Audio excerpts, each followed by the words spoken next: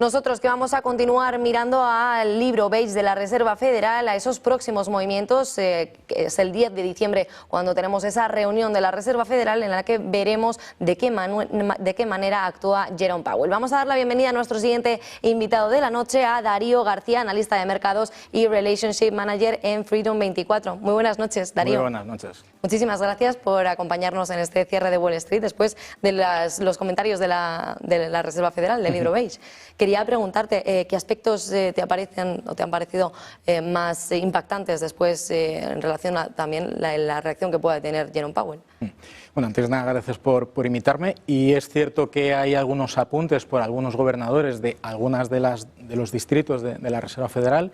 que apuntan ciertas divergencias. Sobre todo es cierto que hay, desde el punto de vista geográfico, no es la misma percepción de la situación económica local, por ejemplo, de la Reserva Federal de San Francisco con la que pasa en Nueva York o la que hay en Dallas o en San Luis. Desde ese punto de vista realmente hay cierto continuismo, cada uno con su carácter particular sí que apunta a ciertas divergencias, pero en términos generales apuntan sobre todo a un debilitamiento del consumo, un debilitamiento también respecto a la adquisición y a la compra de insumos por parte sobre todo del sector privado, en lo que conlleva sobre todo el precio de la energía, el precio de los combustibles, todo lo que son la gran parte de los costes fijos de la actividad productiva de Estados Unidos, que denota un cierto desgaste, lógicamente, que eso reduce luego los márgenes brutos para el resto de los asientos contables, y apunta también, sobre todo, curiosamente, a que aunque hay una bajada en el consumo minorista de los ciudadanos a nivel de lo que es la cesta de la compra, sí hay cierta resistencia a los productos de lujo de alto valor añadido. Como bien apuntaba Joaquín Robles anteriormente, el sector de la automoción todavía en Estados Unidos está muy en auge, pero también tiene cierto sesgo a que la manera que tiene el ciudadano estadounidense de consumir está muy basado en el crédito y en la deuda. De esa manera lo que les permite es que no podemos comparar directamente desde ese punto de vista, por ejemplo, Estados Unidos con Europa, prácticamente con ningún país, porque mientras nosotros por lo general acudimos al débito, a los ingresos que tenemos vía salario y la parte que podamos destinar al ahorro, a la inversión, que cada vez sabemos que es menos, el consumo cada vez va manteniéndose en cuanto a los insumos que nosotros necesitamos, pero que no podemos adquirirlos en el mismo volumen o en la misma cantidad porque precisamente ha habido un incremento de los precios. Curiosamente también en la comparativa, que lo hemos estado viendo mientras, bueno, pues es un documento bastante extenso, prácticamente 60 páginas, y que establece el punto de partida para que nos entendamos como si fuera la acta de una junta de vecinos, y perdonarme esta comparativa que es muy burda, pero para que sepamos qué son los temas que van a tratar los diferentes miembros de la Reserva Federal, para que dentro de prácticamente 2 semanas pues decidan que van a bajar, y ya está descontando el mercado de swaps de tipos de interés con una probabilidad de más del 85% que vaya a haber una bajada de 25 puntos básicos. Si a esto le sumamos que hace no muchos días vimos cierta capitulación, sobre todo en el mercado de criptomonedas y particularmente en Bitcoin, donde hubo un volumen de entrada de capital bastante importante, que daba cierta señal de debilitamiento o finalización de las correcciones que vimos pues prácticamente en los últimos 15 días, es a lo que se ha sumado la renta variable y a un ejemplo lo que estamos viendo hoy en la cotización hoy de Wall Street, donde va con alzas. Como podríamos decir o definir de alguna manera que el mercado de criptomonedas, particularmente Bitcoin, es prácticamente liquidez absoluta, tiene una capacidad de reacción mucho más rápida, ya no solo a los eventos que ocurran particularmente y que afecten al mercado cripto, sino también al monetario, mientras que el mercado de renta variable puede tener un decalaje o cierto retraso en el comportamiento que luego irá en la misma dirección. Claro, de hecho estábamos viendo buen comportamiento en el mercado de renta variable, pero también, como estaba señalando, en el mercado de criptomonedas el Bitcoin ha vuelto a recuperar su color, ¿no?, hasta los $90.000, de momento sensible también a esos recientes comentarios de los funcionarios de la Reserva Federal. ¿De qué manera podría continuar también el comportamiento cripto? Pues en principio recordemos que los mercados se mueven por descontar eventos futuros. Ya estamos viendo con una altísima probabilidad que dentro de 15 días la Reserva Federal adoptará una nueva reducción de los tipos de interés y no hay en previsión, ni siquiera en un planteamiento de medio plazo, el considerar el incrementarlos. Estamos viendo un cierto debilitamiento en el consumo, la inflación mantiene una tendencia que gusta a los mercados, aunque no es suficiente para generar cierta tranquilidad que pueda ser un poquito más estructural y que se pueda dilatar con el paso del tiempo y en ese aspecto los mercados cripto lo que están descontando es primero que vamos a ver todavía una continuación por parte de la Reserva Federal de seguir decidiéndose por bajar los tipos de interés, si además en previsión de los eventos futuros de cara al año que viene, donde entre el mes de abril, mayo es cuando va a haber un relevo en la Reserva Federal y en principio los mercados descuentan diferentes casas de análisis que el sustituto directo de Jerome Powell podría ser el que es actualmente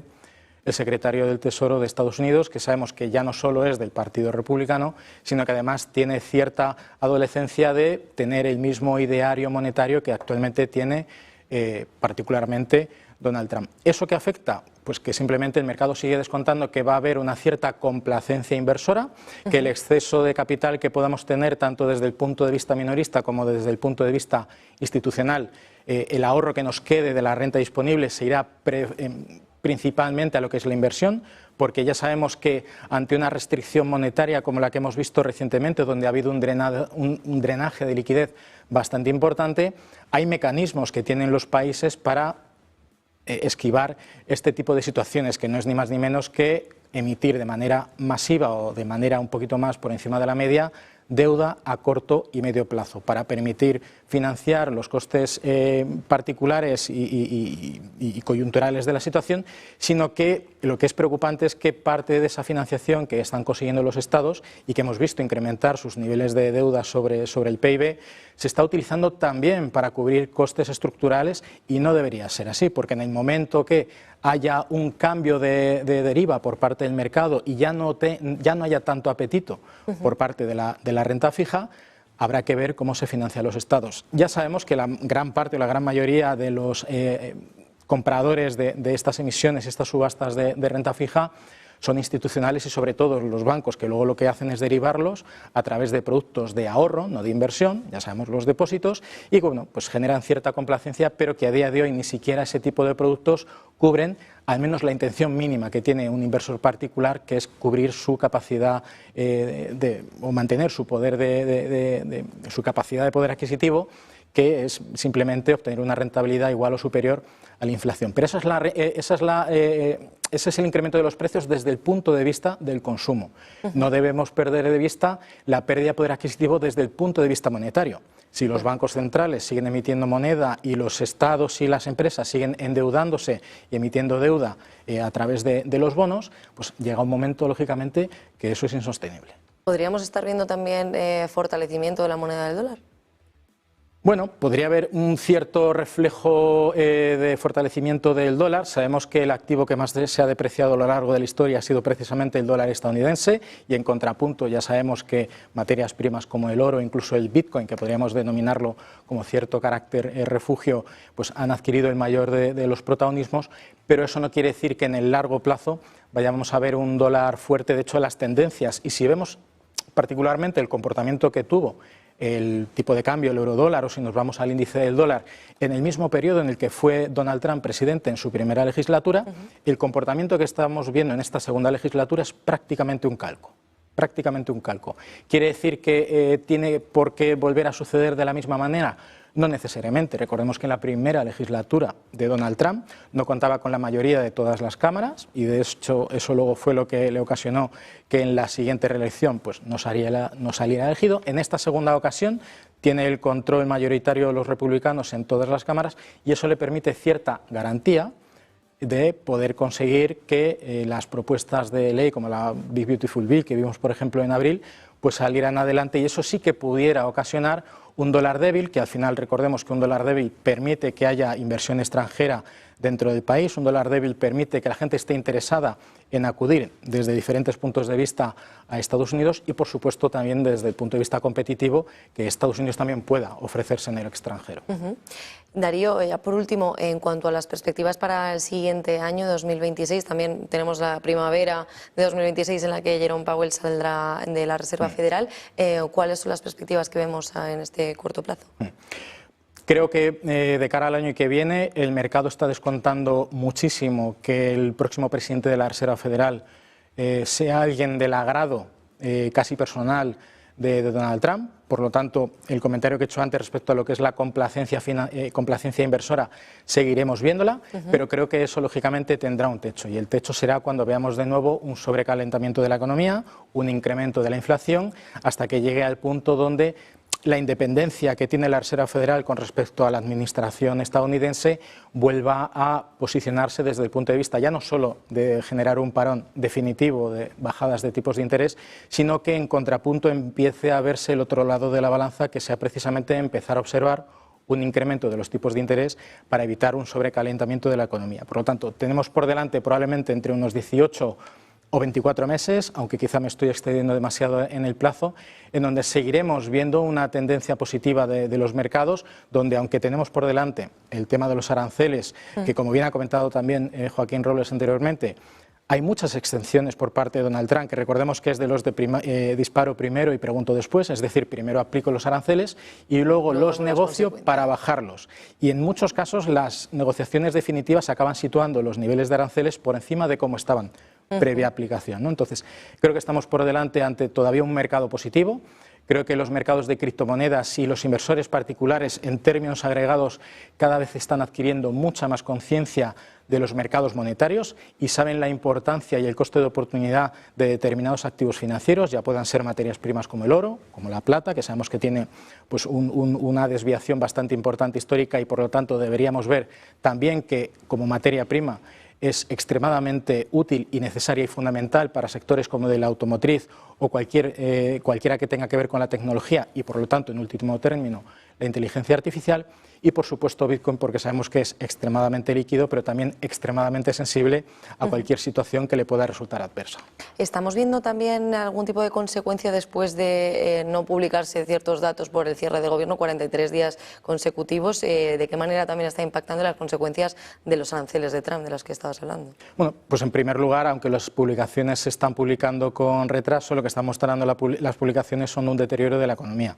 Es cierto que aunque en el mercado laboral no está habiendo un incremento de las contrataciones, tampoco está habiendo una destrucción de empleo. Las contrataciones que se están llevando a cabo y que de hecho vienen definidas en la publicación del libro Beige que hemos conocido hoy, es que lo que está habiendo es rotación, es decir, empleados que se están jubilando, empleados que han cambiado de posición o empleados que han transicionado a cualquier otro tipo de empresa, simplemente son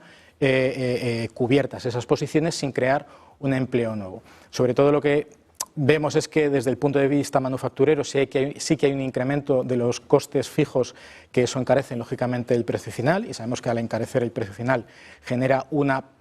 capacidad de adquisición mucho más baja por parte del consumidor final, pero que en cualquier caso sigue denotando, aunque es una tendencia que no gusta, porque deja de manifiesto en términos como si estableciéramos una foto fija de Estados Unidos, hay un estancamiento evidente y todo dependerá de cómo salgan de fructíferas las negociaciones de los aranceles, particularmente con China, pero ya sabemos que si Donald Trump, ya no solo por las negociaciones que haga de manera interna o privada, que luego conocemos a posteriori, sino que con sus publicaciones en Twitch, que son casi mucho más esperadas que luego una rueda de prensa tradicional, pues que vuelva a meter en la lista o incremente en la lista de empresas que denomina militares chinas, de las que ya están incorporadas, pues desde luego no nos deja en buena previsión que las negociaciones por ahora en los aranceles pues vayan a dar un empujón importante en el mercado. De hecho, esa era la última hora que conocíamos, que apuntaba Estados Unidos a Alibaba, a Baidu y a BYD. Según el Pentágono, vinculadas al ejército, ¿no? Pues Darío García, analista de mercados y Relationship Manager en Freedom 24, muchísimas gracias por acompañarnos esta noche en el cierre de Wall Street. Gracias a vosotros.